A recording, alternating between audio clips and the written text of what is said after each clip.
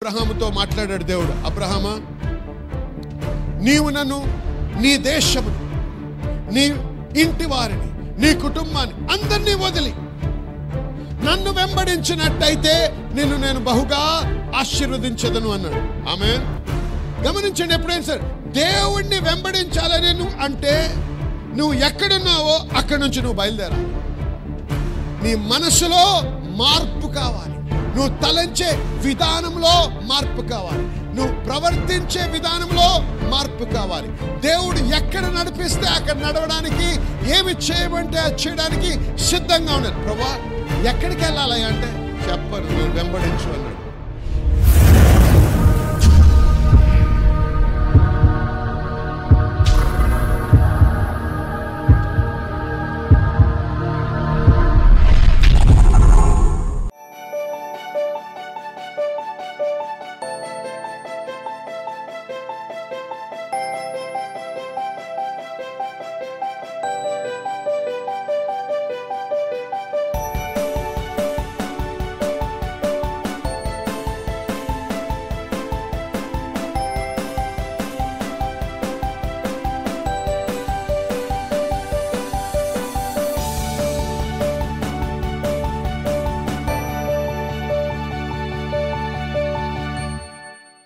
నువ్వు ఎటువంటి బంధకములో ఉన్నా సరే, అది అనారోగ్యం అవ్వచ్చు, ఆర్థిక ఇబ్బంది అవ్వచ్చు, కుటుంబ విషయం అవ్వచ్చు, గర్భఫలమై ఉండొచ్చు, ఇంకేదైనా ఉండొచ్చు.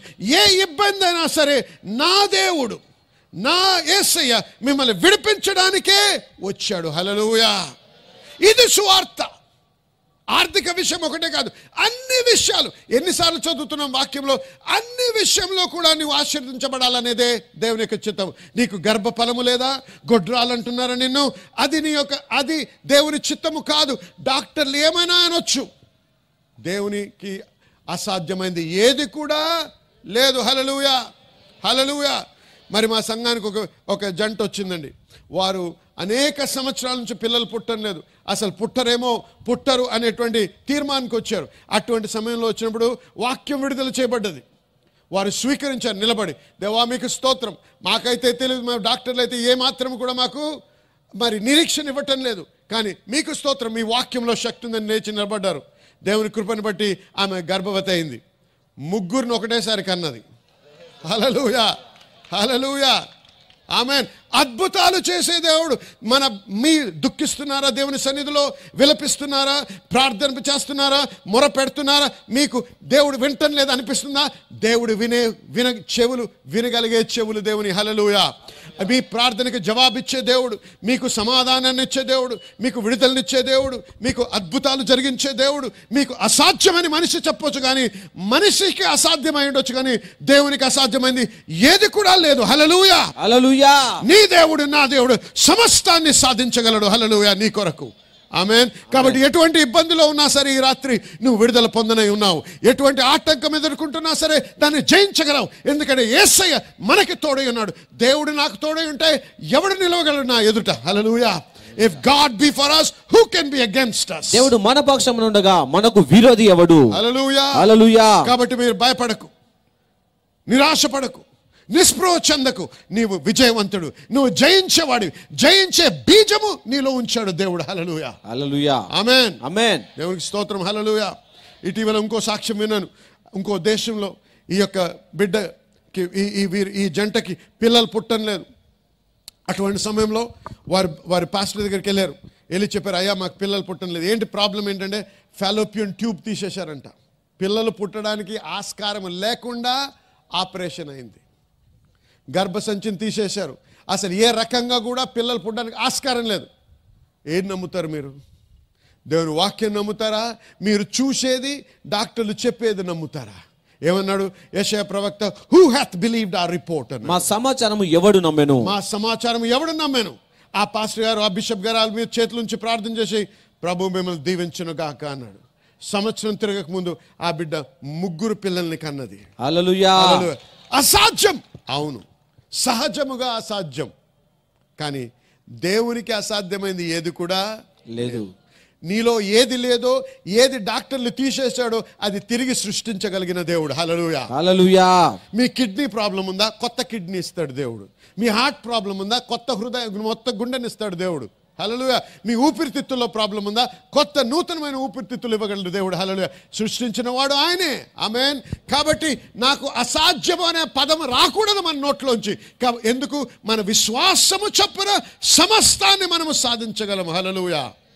కాబట్టి ఏమన్నాడు ఆయన, వారి యొక్క మొరని విని మోషే నేను విన్నాను, వారిని విడుదల చేయడానికి వచ్చాను అన్నాడు. విడిపించడం మట్టుకే కాదు, విడిపించిన తరువాత ఇంకొక విషయం, వారిని నడిపిస్తాను అన్నాడు. హల్లెలూయా. విడిపించి నడిపిస్తాడు. హల్లెలూయా. విడిపించి ఎక్కడనో అక్కడ వదిలేడు దేవుడు. నిన్ను రక్షించి నువ్వు ఎక్కడనో అక్కడ వదిలేడు. ఆయన వెంబడిస్తే ఎక్కడికి వెళ్తావో తెలుసా? సమృద్ధి అనే స్థలానికి వెళ్తావు. హల్లెలూయా. ఏమన్నాడు? వారిని విడిపించి, ఐగుప్తు నుంచి విడిపించి, పాలు తేనెలు ప్రవహించేటువంటి కానాను విశాలమైన స్థలానికి వారిని నడిపించడానికి వచ్చాను అన్నాడు. హల్లెలూయా. గమనించారా? ఎప్పుడన్నా అబ్రహాముతో మాట్లాడాడు దేవుడు, అబ్రహామా, నీవు నన్ను, నీ దేశమును, నీ ఇంటి వారిని, నీ కుటుంబాన్ని అందరినీ వదిలి నన్ను వెంబడించినట్టయితే నిన్ను నేను బహుగా ఆశీర్వదించదను అన్నాడు. ఆమేన్. గమనించండి, ఎప్పుడైనా సరే దేవుణ్ణి వెంబడించాలని అంటే నువ్వు ఎక్కడున్నావో అక్కడి నుంచి నువ్వు బయలుదేరాలి. నీ మనసులో మార్పు కావాలి, నువ్వు తలంచే విధానంలో మార్పు కావాలి, నువ్వు ప్రవర్తించే విధానంలో మార్పు కావాలి. దేవుడు ఎక్కడ నడిపిస్తే అక్కడ నడవడానికి, ఏమి చేయమంటే అది చేయడానికి సిద్ధంగా ఉండాలి. ప్రభువా ఎక్కడికి వెళ్ళాలి అంటే చెప్పను, నన్ను వెంబడించు అన్నాడు. అయితే అబ్రహాము 12వ అధ్యాయం ఆదికాండం 4వ వచనంలో ఉంది, దేవుడు చెప్పిన ప్రకారంగా ఆయన వెంబడించను అని ఉంది. హల్లెలూయా. అబ్రహాముగా ఎంతగా దీవించబడ్డాడంటే మనం ఊహించలేనంతగా దీవించబడ్డాడు. ఎందుకు? వాక్యానికి, దేవుని నడిపింపుకి లోబడ్డాడు. హల్లెలూయా. హల్లెలూయా. దేవుని నడిపింపుకు నువ్వు లోబడితే, ద్వితీయోపదేశ కాండం 28వ అధ్యాయం చూసినట్టయితే ఏమన్నాడంటే, నేను పలికిన మాటకు మీరు లోబడి నా ఆజ్ఞలు గైకొన్నట్టయితే నేను మిమ్మల్ని అన్ని జనముల కంటే ఉన్నత స్థితిలో ఉంచుతాను అన్నాడు. హల్లెలూయా. సమృద్ధి కలిగిస్తానన్నాడు. వాక్యము, దేవునికి లోబడము, వాక్యానుసారంగా జీవించడం అనేది మనం నేర్చుకోవాలి. ఇది మతపరమైనటువంటి పుస్తకము కాదు, ఇది క్రైస్తవ మతానికి చెందిన పుస్తకం కాదు, ఇది జీవిత విధానము నేర్పించే పుస్తకము. దేవునిలో నడుచుకుంటూ దేవుని వెంబడించినప్పుడు దేవునికి ఆశీర్వాదం ఎలా అనుభవించాలో తెలుసుకునే టెక్స్ట్ బుక్ ఇది. హల్లెలూయా. దీన్ని ఎంతకాలం అయితే మీరు మతపరముగా చూస్తారో అంతవరకు మీరు బంధకములోనే ఉంటారు. ఇది మతపరముగా చదవకూడదు. ఇది నాకు జీవితాన్ని అనుగ్రహించే మాన్యువల్ పుస్తకము, నాకు జీవిత విధానాన్ని నేర్పించే పుస్తకము, ఆలోచన విధానాన్ని నేర్పించే పుస్తకము. దేవుని వాక్ ఇది. ఆయన నాతో మాట్లాడుతున్నాడు. దీని ప్రకారంగా నా నడకను నేను సరిదిద్దుకోవాలి. ఈ పుస్తకము ప్రకారం అనేది జీవించాలి. దీనిలోనే నా సమృద్ధి, దీనిలోనే నా స్వతంత్రత, దీనిలోనే నా స్వస్థత, దీనిలోనే నా సంతృప్తి, దీనిలోనే నా సంతోషము ఉందని నేను ఎప్పుడైతే ఎరిగి నా జీవితాన్ని మార్చుకుంటానో అప్పుడే నేను దీన్ని అనుభవించగలను. హల్లెలూయా. మర్చిపోండి, ఇది పుస్తకం, ఇది మతపరమైన పుస్తకము కాదు.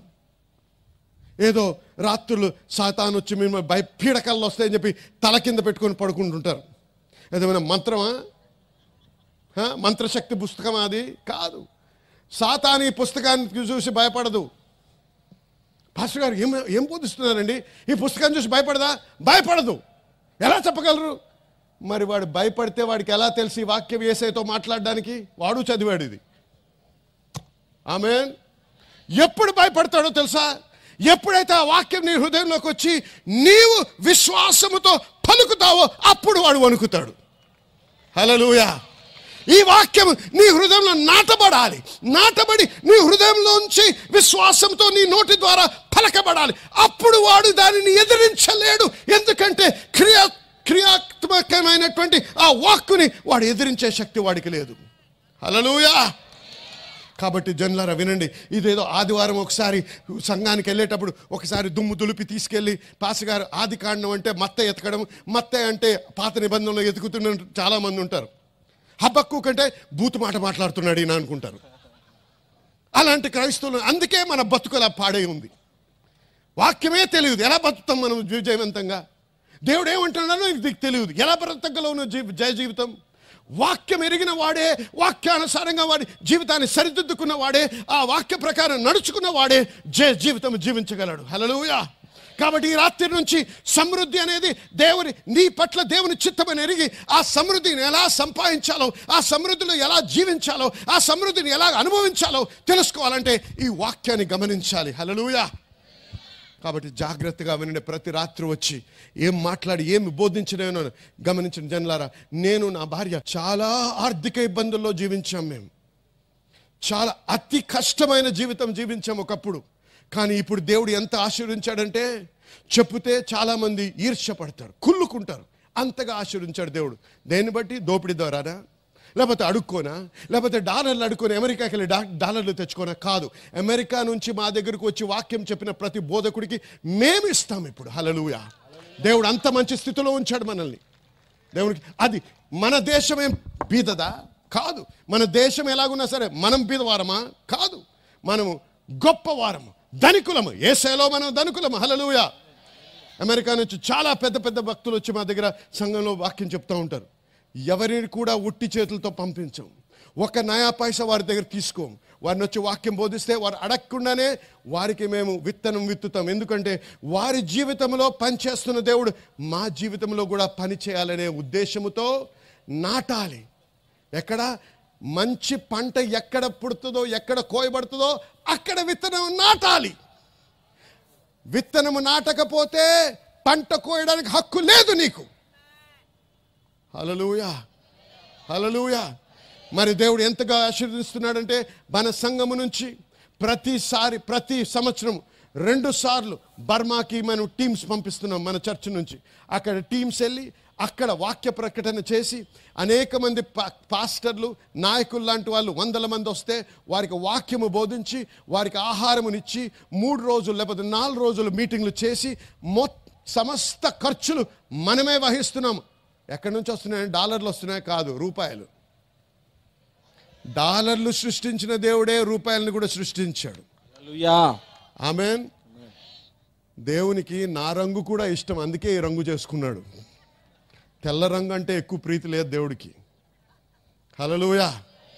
ఆమేన్. తెల్ల రంగు తోలుంటే వాడు గొప్పోడు అవ్వడు. దేవునిలో ఉంటే మనం గొప్పడు అవుతాం. చెప్పండి హల్లెలూయా. హల్లెలూయా. యుగాండాకి పంపించాం, ఇంకో దేశానికి ఇంకో టీంని పంపించాం. అక్కడ వెళ్ళి సేవ చేయమని. ఎక్కడి నుంచి వస్తుందండి? దేవుడిని ఈ సత్యాన్ని నేను ఎరిగాను కొద్దిగా, ఇంకా సంపూర్ణంగా ఎరగలేదు, ఇంకా నేర్చుకున్నాను నేను. ఈ కొద్దిలోనే నేను ఎంత అనుభవిస్తే ఇంకా తెలుసుకుంటే ఇంకెంత అనుభవించగలం మనము దేవుని బిడ్డలుగా ఈ రాజ్యంలో జీవిస్తూ అనేక రాజ్యాలకి, అనేక దేశాలకి దీవెనకరంగా మారగలము అని వాక్యం నుంచి నేను బోధించగలను ధైర్యముగా. హల్లెలూయా. మీరు ఈ పట్టణంలోనే మీరు అనేక దేశాలకి దేవుని సువార్తను ప్రకటించగలరు. హల్లెలూయా. మీరు ధనమును ఇవ్వగలరు, మీరు ఆశీర్వదించబడగలరు, అనేకులకి ఆశీర్వాదకరంగా మారగలరు. దేన్ని బట్టి? దేవా దేవా ఎప్పుడు ఆశీర్వదిస్తావు దేవా? నువ్వు నా ప్రార్థన ఆలకిస్తావా దేవా? ఎప్పుడన్నా నాకు సంపూర్ణ విడుదల ఇస్తావా దేవా? ఇటువంటి విలాపన ప్రార్థనతో కాదు, వాక్యము నెరిగి ఆ ఖడ్గమును వాడి ఎవడైతే నిన్ను పేదరికంలో ఉంచాడని నిర్ణయించుకొని నీకు ఎదురిస్తున్నాడో వాడిని తునకలు చేసుకుంటూ ముందుకు సాగుతూ వాడి దగ్గర నాకు చెందింది నేను వాడి దగ్గర నుంచి తీసుకొని జయ జీవితం జీవించాలి. గట్టిగా చెప్పండి హల్లెలూయా. గట్టిగా చెప్పాలి హల్లెలూయా. హల్లెలూయా. వారిని విడిపించడమే కాదు, పాలు తేనెలు ప్రవహించే సమృద్ధి గల విశాలమైనటువంటి మంచి దేశం. చెప్పండి అందరూ, మంచి దేశం. మళ్ళీ దేవుడు నువ్వు నిజంగా రక్షణ అనుభవించినట్టయితే ఆయన్ని ఈ రోజు నుంచి వెంబడించడం నేర్చుకో. నువ్వు ఎన్నడూ కూడా నిరాశతో లేమిలో బ్రతకాల్సిన అవసరత ఉండదు. దేవుడు ఎప్పుడు కూడా తన బిడ్డల్ని సమృద్ధిలోకే నడిపిస్తాడు. హల్లెలూయా. హల్లెలూయా. అంటే ఇబ్బందులు కష్టాలు రావా? వస్తాయి, కానీ జీవితాంతం ఉండవు. పరీక్షల్లాగా వస్తాయి. వాటిని జయిస్తే సమృద్ధిలోకి వెళ్తావు. ఆమెన్. నేను కష్టాలు లేని క్రైస్తవత్వం గురించి మాట్లాడటం లేదు. కష్టాలు వస్తాయి, ఎందుకంటే దేవుడే అన్నాడు యోహాను సువార్త 16:33 యు విల్ హ్యావ్ ట్రిబ్యులేషన్. మీకు శ్రమలు కలుగును. మీకు శ్రమలు కలుగుతాయి కానీ జీవితాంతం ఉండవు. కాబట్టి ఏమన్నాడు? మీకు శ్రమలు కలుగుతాయి కానీ ఏం చేయమన్నాడు? Be of good cheer. ఆనందించండి. ఆనందించండి. ఎందుకు? ఆయన జయించేశాడు. కాబట్టి జయము నా హక్కు, ఓడిపోవడం కాదు.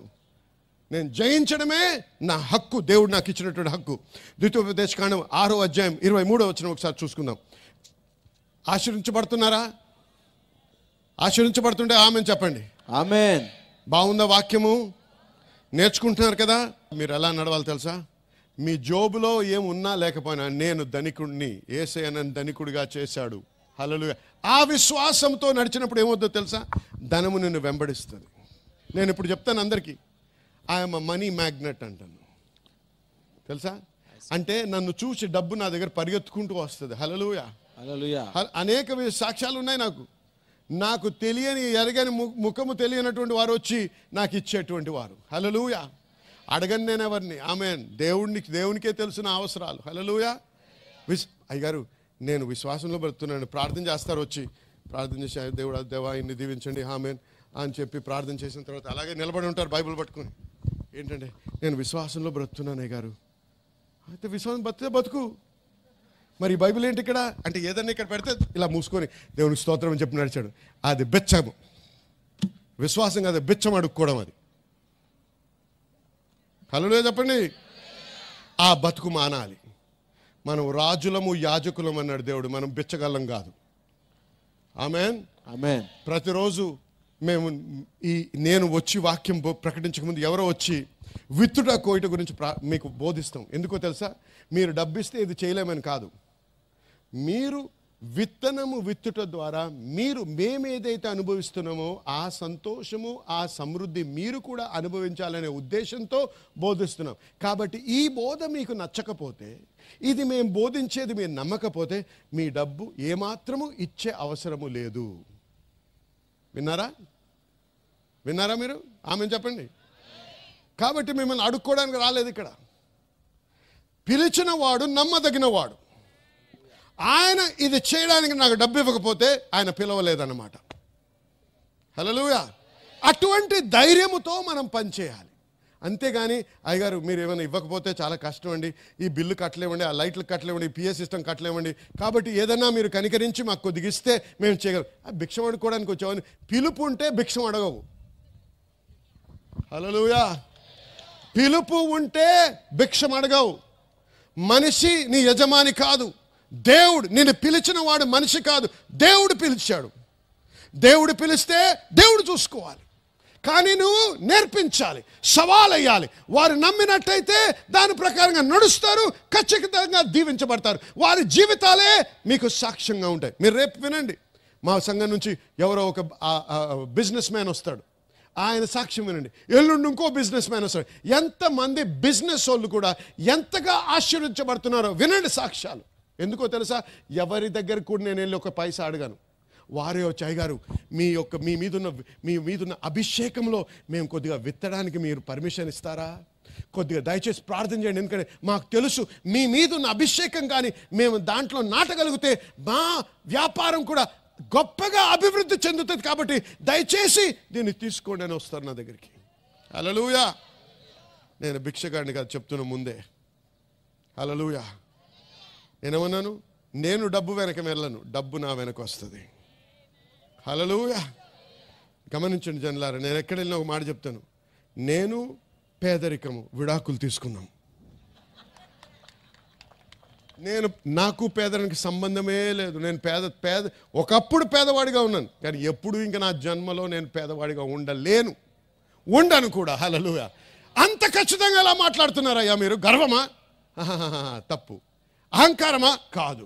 యేసయ్యలో ఉన్న విశ్వాసము, అధికారం. హల్లెలూయా. హల్లెలూయా. ఈ వాక్యంలో ఉన్న సత్యంలో ఉన్న బలం అది. హల్లెలూయా. ఎవరు వచ్చినా ఏది ఎదిరించినా దేవుడే నాకు సమృద్ధిని అనుగ్రహిస్తాడు. హల్లెలూయా. ఈ వాక్యం చూద్దాం ఒకసారి, ఇది చూసి ముగిద్దాం ఇవాళ. ద్వితోపదేశకాండం 6:23. తాను మన పితరులతో ప్రమాణము చేసి ఆ ప్రమాణం చేసిన దేశమును మనకిచ్చి మనలను దానిలో ప్రవేశపెట్టుటకు అక్కడి నుండి మనలను రప్పించెను. ఇంగ్లీష్లో ఏముందంటే he brought us out to bring us in. ఆయన మనలను బయటకు తెచ్చాడు వాగ్దానము చేసిన దేశంలోనికి నడిపించుటకు. హల్లెలూయా. బయటకు ఎందుకు తెచ్చాడండి? నిన్ను ఎందుకు విడిపించాడండి సాతాను బంధకం నుంచి? నేను పాపం నుంచి ఎందుకు రక్షించాడండి? నిన్ను ఎందుకు దేవుడు దీవిస్తున్నాడు? నీ సమృద్ధి గల స్థలానికి నడిపించడానికి. నీ పట్ల ఒక ఉద్దేశం ఉంది దేవునికి. ఆ ఉద్దేశం నెరవేర్చబడ్డానికి, ఆ సమృద్ధిలోకి నడిపించడానికి దేవుడు సిద్ధపడి ఉన్నాడు. కానీ నడవడానికి నువ్వు సిద్ధంగా ఉన్నావా లేదా? అయితే ఈ సమృద్ధి అనే స్థలం ఉందే, ఎక్కడికైతే ఆయన నడిపిస్తానంటున్నాడే, ఈ పాలు తేనెలు ప్రవహించే దేశం అంటున్నాడే, అది ఎలాగుంటుంది రేపు చూద్దాం. హల్లెలూయా. ఆమేన్. ఆమేన్. చూపిస్తాను రేపు, వాక్యంలో నుంచే చూపిస్తాను ఎలాగుంటుంది. అటువంటి సమృద్ధి నీది నాది, హక్కు దేవునిలో. ప్రాధేయపడి బతిమలాడాల్సిన అవసరం లేదు. మనదేంటండి? హక్కు. ఉదాహరణ,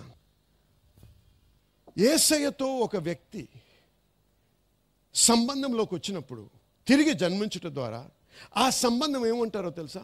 నిబంధన సంబంధం అంటారు. హల్లెలూయా. నిబంధనలో హక్కులు ఉంటాయి.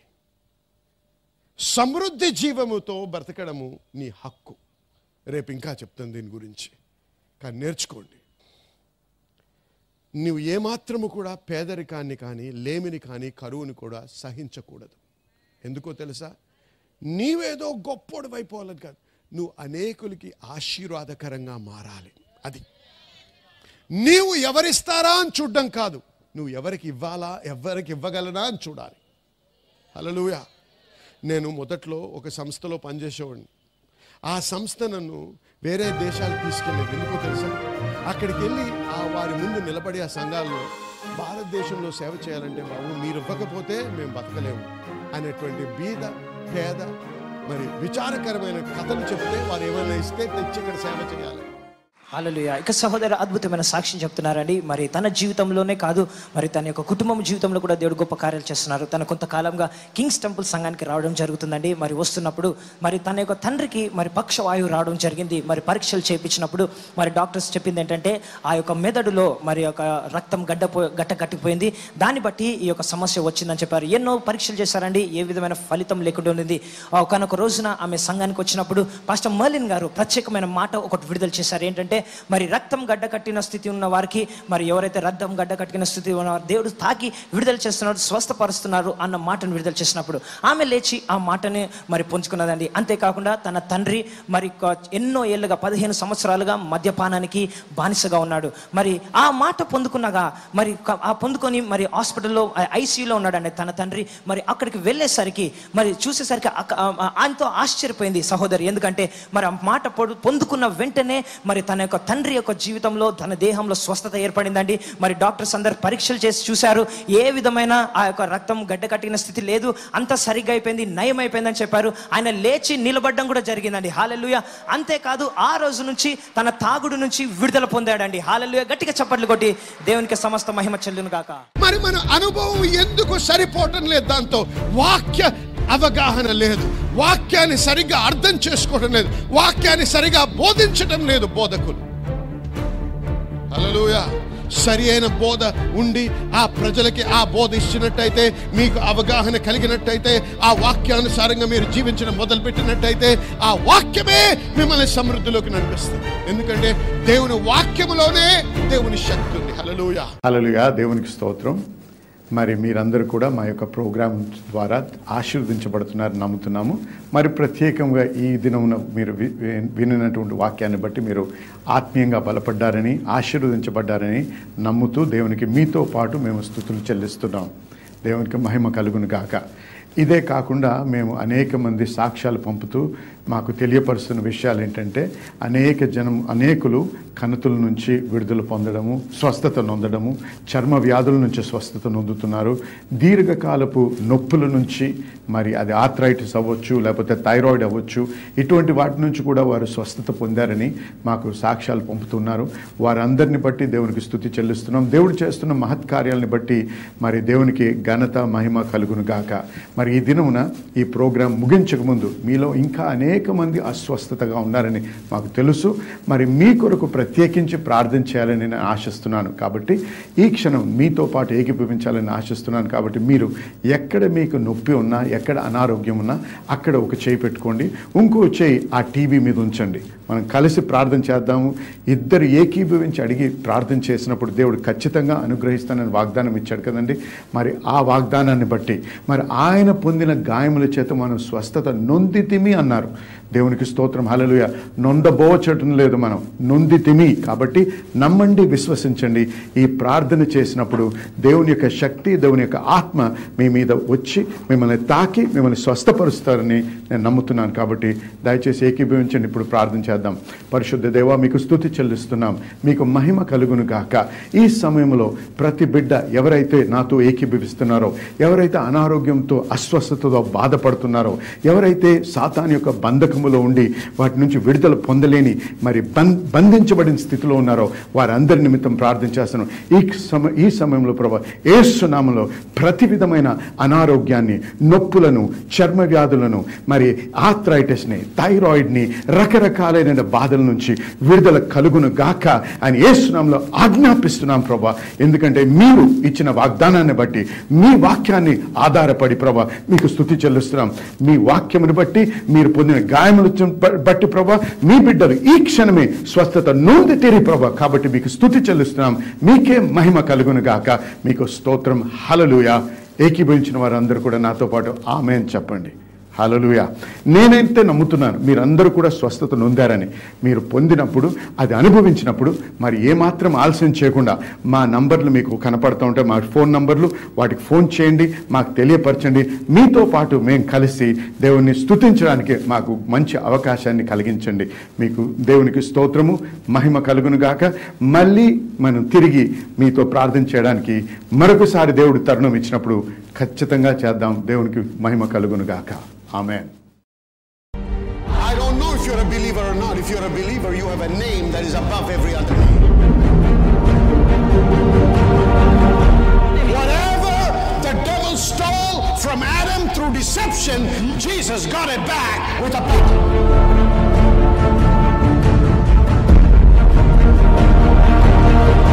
You don't have to say, God, take me, please take me, I can't handle this. That's the cry of a defeated person. I can't handle this anymore, God, please. So deep in the silence we keep, floating like a star, no matter where you are. Eyes so full of shine, hands that intertwine, heartbeats synchronized under twilight skies. Mystic dreams unwind, lost within our mind. All we feel is light in the endless night.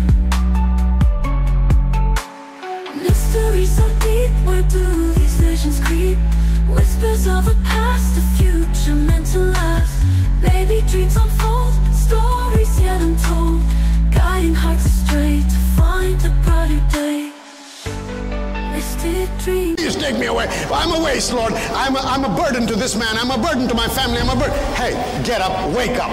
If you're still alive, that means God thinks you're valuable and God needs you here. You better wake up and find out why you're still alive and do something for God's glory rather than sit in a corner and cry and say, take me, Lord. Don't be a friend of the devil. Be a child of God who lives in victory. Somebody shout amen.